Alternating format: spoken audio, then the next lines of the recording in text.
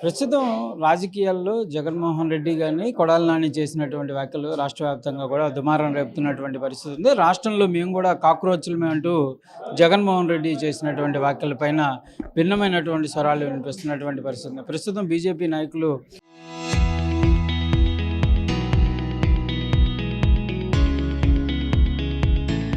అల్లూరి జయప్రకాష్ ఉన్నారు, మాట్లాడదాం. ఏంటి సార్, ఎట్లా చూడొచ్చు మేము కూడా కాక్రోచ్లమే అనేటటువంటి వ్యాఖ్య?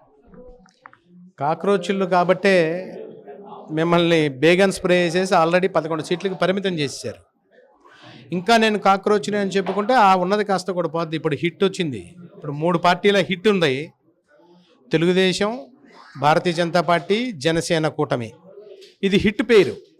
ఈ హిట్ పేరుతోటి ఇది బేగన్ స్ప్రే కంటే చాలా పవర్ఫుల్గా ఉంటుంది. కాబట్టి మీరు కాక్రోచ్లు అయితే కనుక మా దగ్గర హిట్ ఉంది, ప్రజలకి పూర్తి విశ్వాసం ఉంది. ఈ హిట్ పేరు ద్వారా మిమ్మల్ని ఏ రకంగా కట్టడి చేయాలో, ఏ రకంగా ఎక్కడ కూర్చోబెట్టాలో ప్రజలందరికీ కూడా పూర్తి విశ్వాసం ఉంది. దానిలో అనుమానం. ప్రశ్నించే ప్రతి ఒక్కళ్ళు కూడా కాక్రోచ్లు అంటూ కూడా వ్యాఖ్యలు. ప్రభుత్వాన్ని ప్రశ్నించడం కాదు, ముందుగా మీ బాధ్యత ఏమిటి? ఎమ్మెల్యేగా మీ యొక్క బాధ్యత ఏమిటి? ప్రతిపక్ష నాయకుడిగా మీ బాధ్యత ఏమిటి? శాసనసభకు మీరు ఎన్నిసార్లు వస్తున్నారు?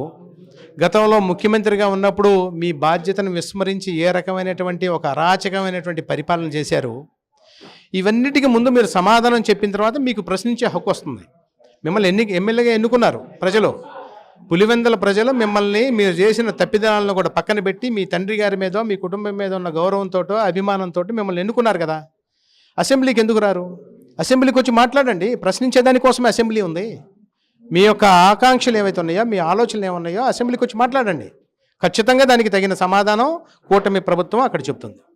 ఒకవైపు మీరేమో గొడ్డల పార్టీ అనేది అంటున్నారు, కానీ జగన్ చేతిలో ఉన్నది పరశురాముని గొడ్డలు అని కొడాలి నాని అంటున్నారు. ఎట్లా ఇప్పుడు గొడ్డల పార్టీ అనేది మేము పెట్టలేదు పేరు, స్వయంగా ఆయన చెల్లెలు పెట్టినటువంటి పేరు. సునీతమ్మ గారు, ఆయన చెల్లెల స్వయాన చెల్లెలైనటువంటి సునీతమ్మ గారు వారు మాట్లాడుతూ ఈ గొడ్డలి మా అన్న చేతిలో ఉంది, మా అన్నే చంపించాడు అని చెప్పి ఆవిడ తీవ్రమైనటువంటి ఆరోపణలు చేస్తూ ఉన్నారు ఆవిడ. దానికి సమాధానం చెప్పాలా? ఇవాళ మీ చేతిలో ఉన్నది పరశురామ గొడ్డలని మీరు చెబుతున్నారు, సునీతమ్మ చెబుతున్నారు అది వివేకానంద రెడ్డి గొడ్డలని. అది ఎవరి గొడ్డలా ఏమిటా అనేది మేము చెప్పట్లా, భారతీయ జనతా పార్టీయో మేమో వ్యక్తిగతంగా ఏమో చెప్పట్లా. అది వారు చెబుతున్నటువంటి మాట, వారి చెల్లెలు వారు చెప్పినటువంటి మాట. అది అవునా కాదా అనేది మీరు ప్రూవ్ చేసుకోవాలి. మాకేం సంబంధం ఉంటుంది దాంట్లో? మరో ముఖ్యమైనటువంటి అంశం ఏంటంటే, మీరు వాడేటటువంటి గొడ్డల ద్వారా అభివృద్ధిని మీరు గొడ్డలతో నరికేశారు.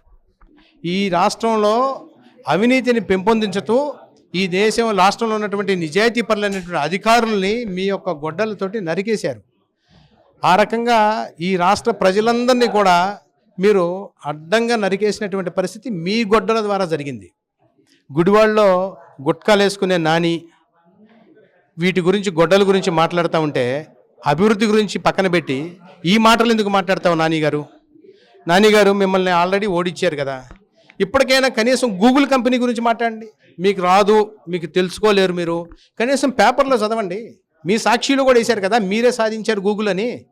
కనీసం అదేనా చదువుకోండి. ఆ చదువుకొని మీరు చేయాల్సిన పని మీరు చేయండి. అంతేగాని గొడ్డలి ఇటువంటి మాటలు మాట్లాడబట్టే మిమ్మల్ని ఆ స్థితిలో కూర్చోబెట్టారు. చెప్పండి, 12 సంవత్సరాలు ప్రధానమంత్రిగా నరేంద్ర మోడీ ఉన్నారు. రానున్న రోజుల్లో ఎలా ఉండబోతుంది? అంటే ఇప్పటి వరకు దేశంలో ఎవరూ లేనటువంటి పరిస్థితి ఉంది. ఎట్లా చూడొచ్చు దాంతో? 12 సంవత్సరాల నరేంద్ర మోదీ గారి యొక్క పరిపాలన భారతదేశ చరిత్రలో ఒక సువర్ణ అధ్యాయం. ఇది కేవలం నరేంద్ర మోదీ గారి యొక్క నాయకత్వం మీద నమ్మకం మాత్రమే కాదు, భారతీయ జనతా పార్టీ యొక్క ఆలోచనల పట్ల ప్రజలకు ఉన్నటువంటి విశ్వాసం.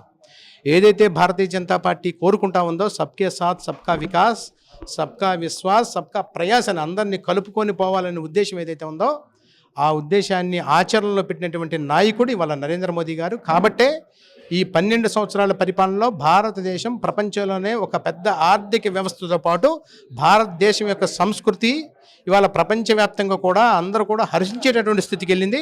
కాబట్టే రేపు జూన్ 21వ తారీఖున ప్రపంచమంతా కూడా యోగా డే సందర్భంగా యోగాను జరుపుకునేటువంటి ప్రక్రియ ప్రారంభమైంది.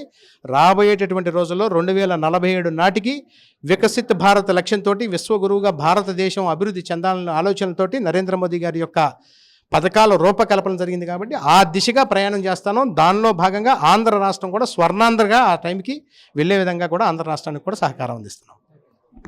ఈ ప్రధానంగా కూడా కాక్రోచ్ పార్టీ అనేటటువంటి అంశాలు ఏవైతే ఉన్నాయో కంపల్సరిగా ప్రశ్నించాలనుకుంటే అసెంబ్లీకి వచ్చి ప్రశ్నించవచ్చు కదా అనే విధంగా కూడా వల్లూరి జయప్రకాష్ అయితే చెప్తున్నటువంటి పరిస్థితి ఉంది.